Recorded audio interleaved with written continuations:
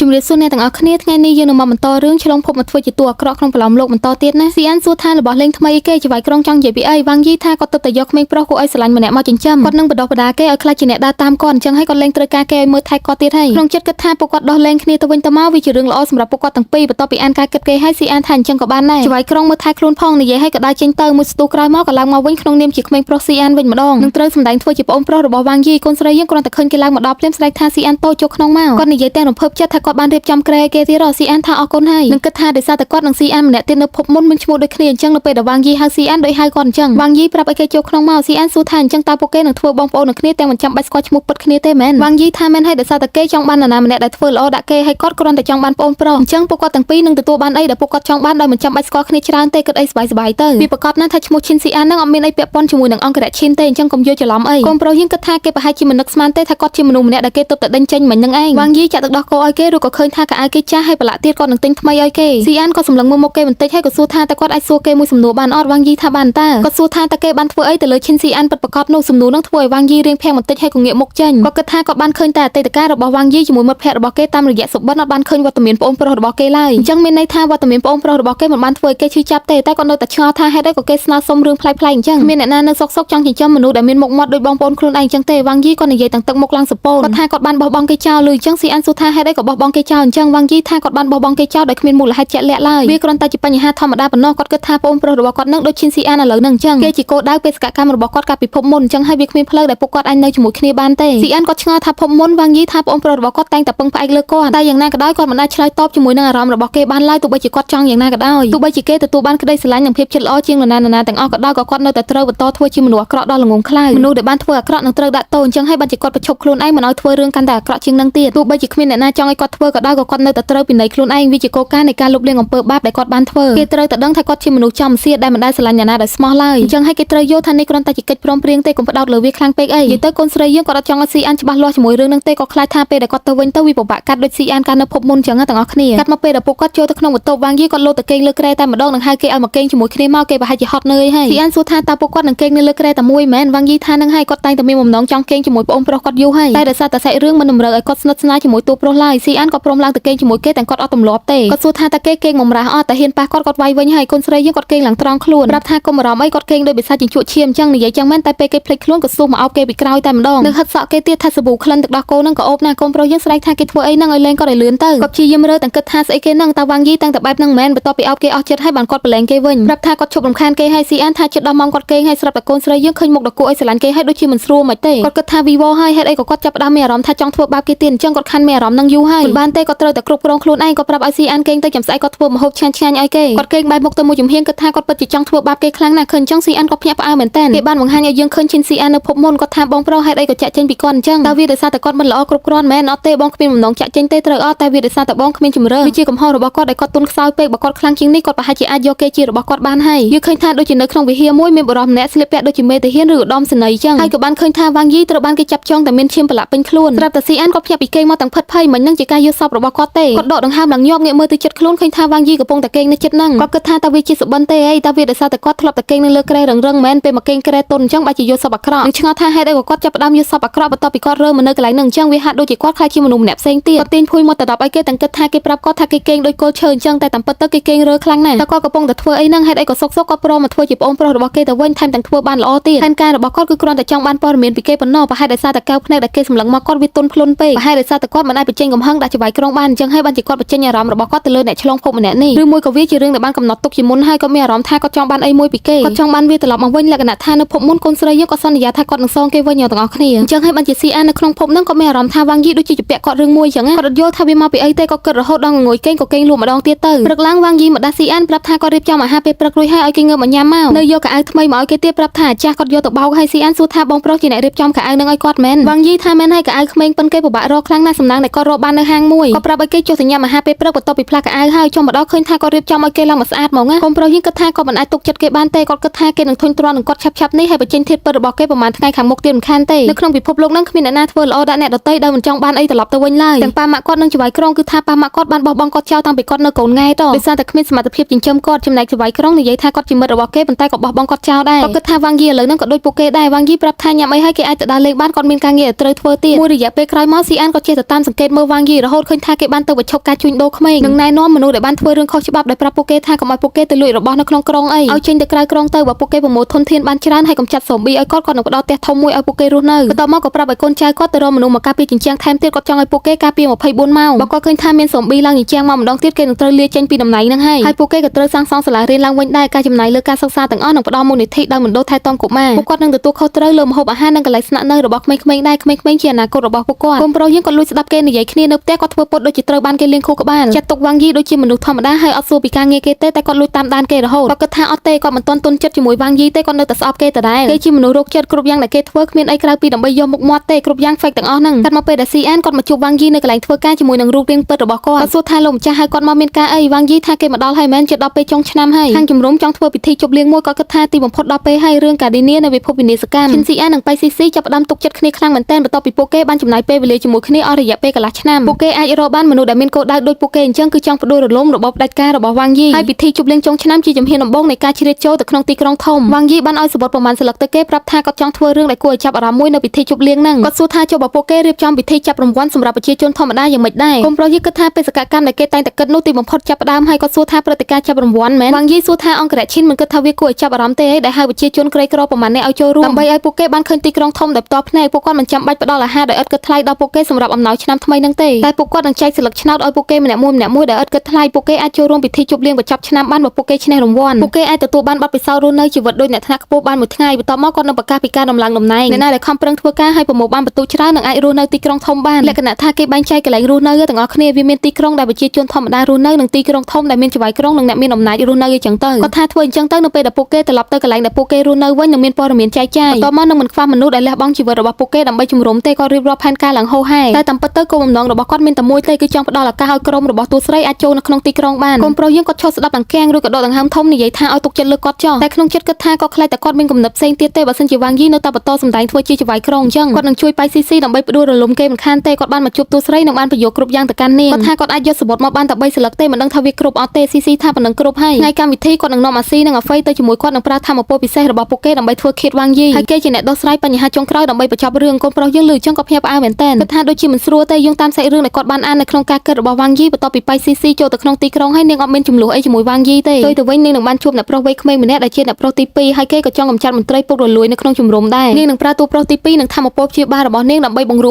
ួមអ្នកមាននិងអ្នកមានធម្មពលដើម្បីឲ្យនាងអាចបកអាក្រាតពួកឋានៈខ្ពស់ទាំងអស់នោះវានឹងជួយឲ្យនាងបង្កើនទំនាក់ទំនងនិងការគោរពដោយដែលត្រូវការដើម្បីផ្ដួលរលំចៅហ្វាយក្រុងនៅថ្ងៃអនាគតប៉ៃស៊ីស៊ីដើមនឹងមិនហ៊ានធ្វើអីវ៉ាងយីទេមុនពេលដែលនាងទទួលបានការគាំទ្រពីគ្រប់គ្នាយ៉ាងវិញទៀតវាមិនងាយស្រួលជាងបើសិនជាឲ្យគាត់ជាអ្នកចាត់ចែងរឿងធ្វើឃាតនឹងបន្ទាប់ពីគិតអញ្ចឹងហើយគាត់សួរថាតើវាមិនលឿនពេកទេអីតែស៊ីស៊ីថាអត់លឿនពេកទេគាត់អរគុណដែលគេផ្ដល់ជំនួយឲ្យគាត់ឥឡូវនេះគាត់បានដឹងពីរដ្ឋមន្ត្រីដែលអាចផ្ដល់ជំនួយឲ្យគាត់ហើយនឹងរដ្ឋមន្ត្រីដែលគាត់គួរតែជំរុញចោលគាត់ចង់ឲ្យគេប្រើធម្មពលលៀងខួរក្បាលរបស់គេទៅលើមនុស្សទាំងអស់នោះមុនពេលពិធីជប់លៀងជាវាងមកកហានិភ័យព្រោះអញ្ចឹងទៅពួកគាត់នឹងអាចទទួលបានការគាំទ្រច្រើនបន្ទាប់ពីពួកគាត់បានសម្លាប់ចៅហ្វាយក្រុងស៊ីអានថាមានមនុស្សច្រើនណាស់ដែលកំពុងតែចង់បានតំណែងរបស់ចៅហ្វាយក្រុងពួកគាត់មិនមែនជាមនុស្សតែម្នាក់គត់ដែលមានធម្មពលពិសេសទេក៏ខ្លាចតែផែនការរបស់នាងនឹងផ្ដល់ដំណឹងដល់សត្រូវយ៉ាងវិញទៀតគាត់ប្រាប់ឲ្យថាគាត់មិនចង់ខ្លាចជាមនុស្សអាក្រក់ដូចវ៉ាងយីទេគាត់គិតថាស្រាប់តែស៊ីស៊ីនិយាយកាត់ថាអ្វីៗគឺវាខុសគ្នាចៅហ្វាយក្រុងប្រើធម្មពលលៀងខួរក្បាលរបស់គេដើម្បីរក្សារបបផ្ដាច់ការរបស់គេប៉ុណ្ណោះចំណែកពួកគាត់ទាំងពីរចង់ស្ដារសន្តិភាពសង្គមរបស់ជំរំឡើងវិញត្រឡប់ទៅរកពេលវេលាដែលមានសន្តិភាពវាចម្លែកទៅវិញទេបើសិនជាមនុស្សអាក្រក់មិនត្រូវបានដាក់ទោសមិនអញ្ចឹងអង្គរៈឈិនមិនមែនត្រឹមតែជាអ្នកដែលមានធម្មពលខ្លាំងទេគេក៏ជាអនុប្រធាននៅក្នុងជំរំនឹងដែរគ្រប់គ្នាចង់ឃើញគេឡើងកាន់តំណែងជាចៅហ្វាយក្រុងអញ្ចឹងហើយឲ្យទុកគ្រប់យ៉ាងឲ្យនាងទៅគេមិនចាំបាច់ខ្វល់រឿងអីទាំងអស់កូនប្រុសយើងគាត់នៅតែរៀនស្ទាក់ស្ទើរអញ្ចឹងគាត់ថាថ្មីនឹងនៅជំរំផ្លាស់ប្ដូរច្រើនណាស់ពួកគេមិនគួរបញ្ញាបញ្ញាទេស៊ីស៊ីសួរថាអង្គរៈឈិនគំប្រាប់ថាគាត់អាណិតគេគាត់ចាប់ផ្ដើមអាណិតអាសូរចៅហ្វាយចាស់របស់គាត់ហើយមែនអញ្ចឹងបានជាគាត់មិនចង់សម្លាប់គេស៊ីអានថាមែនទេគាត់ដឹងថាគាត់គួរតែធ្វើអីហើយស៊ីស៊ីគាត់ថាវារៀងវត្ថុវថាបន្តិចមែនតែនាងមិនចង់ខាត់ពេលវេលាជាមួយមនុស្សប្រុសទៀតទេនាងចង់រំលងឈុតជាមួយតួប្រុសទី2នឹងតែម្ដងពួកគេកំពុងតែរងចាំនាងត្រូវតែជួយពួកគេឲ្យលឿនតាមដែលអាចធ្វើបានបន្ទាប់ពីអានការគិតគេហើយកូនប្រុសយើងគិតថាម្នាក់ទៀតហើយអ្នកដែលត្រូវបំពេញបេសកកម្មតែនាងជាអ្នកឆ្លងភពមកដែរមែនស៊ីស៊ីថាអញ្ចឹងក៏បានដែរនិយាយចឹងមួយរយៈហ្នឹងគេដូចជាចម្ល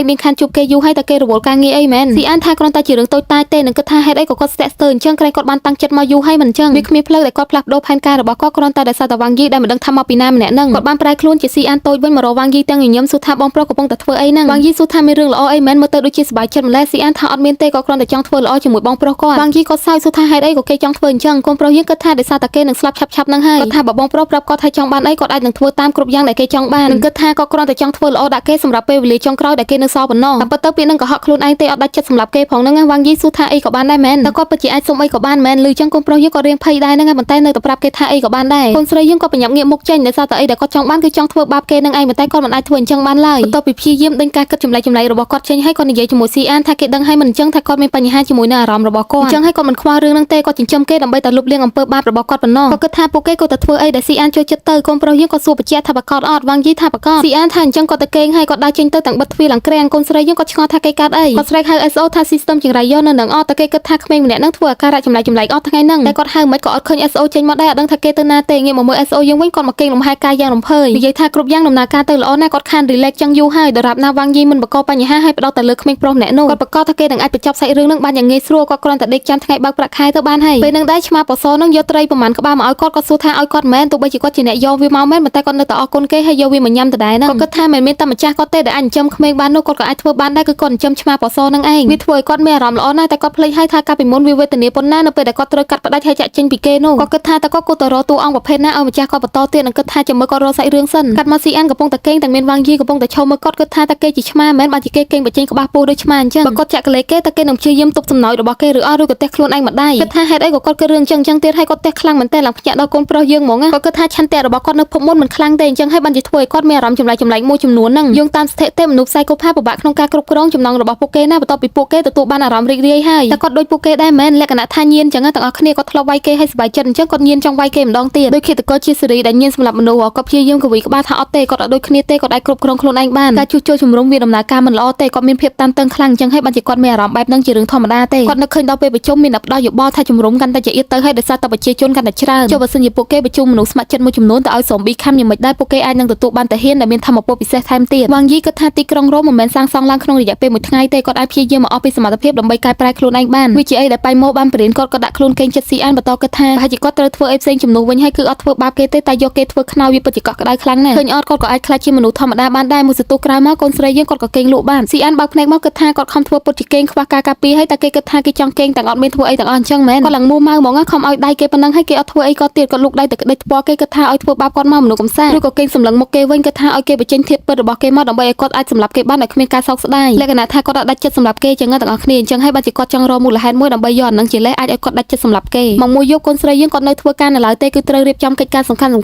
់គាត់ដើរចេញពីបន្ទប់មកទាំងស្ងាត់និយាយថាមួយរយៈហ្នឹងគាត់បានប្រើធម៌ពលលៀងខួរក្បាលច្រើនណាស់វាធ្វើឲ្យគាត់អស់កម្លាំងប៉ុន្តែពីថ្ងៃខាងមុខនេះគាត់នឹងអាចសម្រាកបានហើយពេលចេញមកដល់ក៏ឃើញថាស៊ីអានកំពុងតែអង្គុយចាំគាត់តែម្ដងគាត់សួរថាមិនក៏គេអត់តន់គេងទេអញ្ចឹងស៊ីអានថាដោយសារថ្ងៃមិញគាត់គេងច្រើនពេកអញ្ចឹងហើយឥឡូវហ្នឹងគាត់អត់ងុយគេងទេគាត់បានធ្វើទឹកដោះគោក្តៅៗឲ្យគេដោយសារតែគេនៅធ្វើការដល់យប់ជ្រៅវាល្អសម្រាប់កាពះរបស់គេកូនស្រីយើងគាត់អរគុណគេហើយនឹងគិតថាគេជាប្អូនប្រុសដែលយកចិត្តទុកដាក់ណាស់ឃើញគេយកទឹកដោះគោនឹងមកញ៉ាំអញ្ចឹងស៊ីអានគិតថាគេអត់មានសង្ស័យគាត់អីបន្តិចទេគេមានការប្រុងប្រយ័ត្នជាមួយនឹងមនុស្សពេញវ័យតែគេបន្ថយការប្រុងប្រយ័ត្នជាមួយនឹងកូនក្មេងគាត់នៅផ្ទះជាមួយគេមួយរយៈហើយវ៉ាងយីនៅតែធ្វើល្អដាក់គាត់អញ្ចឹងវាមិនខុសទេក្នុងការដែលសរសើរមនុស្សដែលបានធ្វើល្អតែគាត់ដឹងពីធាតុពិតរបស់គេច្បាស់ណាស់ក្តីស្រឡាញ់របស់គេចំពោះគាត់នឹងឈិនស៊ីអានម្នាក់នោះមិនបរិសុទ្ធទេវាលាយឡំជាមួយនឹងគំនិតអាក្រក់ទាំងអស់នោះវ៉ាងយីប្រាប់ថាយប់ជ្រៅហើយឲ្យគេទៅងូតទឹកគេងទៅស៊ីអានថាអញ្ចឹងក៏បានដែរឲ្យគេទៅគេងទៅគាត់ទៅងូតទឹកសិនគាត់គិតថាគាត់គ្មានជំរឿអីផ្សេងទេមានតែបខំគឺគាត់បានលួចដាក់ថ្នាំដែលធ្វើឲ្យគេកាន់តែមានអារម្មណ៍ថាឆើឆាវមិនអាចទប់បាននៅក្នុងកែវទឹកដោះគោមិញហ្នឹងបើវ៉ាងយីមិនអាចគ្រប់គ្រងខ្លួនឯងបានហើយវាប្រហារគាត់អញ្ចឹងបៃស៊ីស៊ីមិនចាំបាច់ប្រឡាក់ដៃទេគឺគាត់នឹងធ្វើវាដោយផ្ទាល់ដៃខ្លួនឯងគាត់នឹងផ្ដល់ការស្លាប់ដ៏ល្អមួយសម្រាប់គេការស្លាប់របស់គេនឹងធ្វើឲ្យគ្រប់គ្នារួមទាំងគេខ្លួនឯងដែរបានទៅដល់ទីបញ្ចប់ដ៏រីករាយមួយវាមិនអត់ប្រយោជន៍ទេងាកមកមើលកូនស្រីយើងវិញគាត់ដើរមកគេងតែមានអារម្មណ៍ថាអត់ស្រួលខ្លួនទេមានអារម្មណ៍ថាវល់មុខខ្លាំងណាស់គាត់គិតថាចម្លែកណាស់មិនក៏សុកគាត់មានអារម្មណ៍ថាមិនស្រួលខ្លួនអញ្ចឹងរបៀបថាចង់ធ្វើបាបអ្នកដទៃអញ្ចឹងគាត់គិតថាមិនបានទេគាត់ត្រូវតែបញ្ញាប់ធ្វើឲ្យវាបាត់មុនពេលដែលស៊ីអានត្រឡប់មកវិញគាត់បានបញ្ចេញវាទៅលើតុក្កតាកំពុងតែវាយធ្វើបាបតុក្កតាសុកស្រាប់តែស៊ីអានអើតកមកប្រាប់ថាបងប្រុសអស់សាប៊ូកក់សក់ហើយកូនស្រីយើងគ្នាឡើងភ្ញាក់ទាញដាច់ក្បាលតុក្កតានឹងគាត់បញ្ញាប់យកវាមកលាក់នៅក្រោយខ្នងខ្លាចគេឃើញស៊ីអានគិតថាប្រហែលជាជាតិថ្នាំកំពុងតែធ្វើទុកឲ្យបានជាគេធ្វើអាការៈស្ល